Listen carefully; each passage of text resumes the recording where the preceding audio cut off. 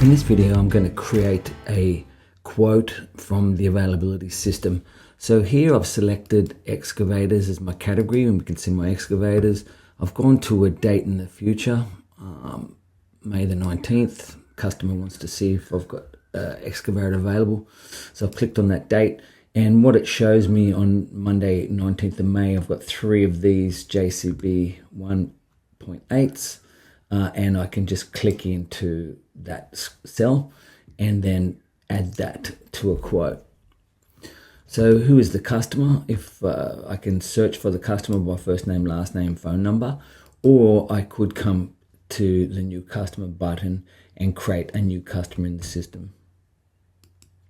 But for the sake of the exercise, we'll select Gary Smith and we'll add Gary to the job. Scrolling down, we can see it starts on May 19th, comes back on the 26th of May. We can put a purchase order number in if you have one.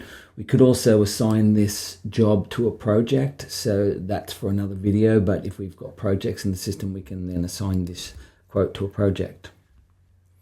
Also down below, we get full time stamped audit history of who does what. Now, if we go to the item list, we can see that we've got our excavator in there for $650. And if we click on the cross here, this is where we hide some, so we've got some space. But you could add delivery and collection here. All this can be automatically pulled via zip codes. And there's also a button in the admin, which at the moment is named daily excess, but you could call this anything you like and give it whatever percentage you like. And if you add it, then it basically adds whatever percentage you've added in the admin to the job. All right, so I can click into any of these and make notes.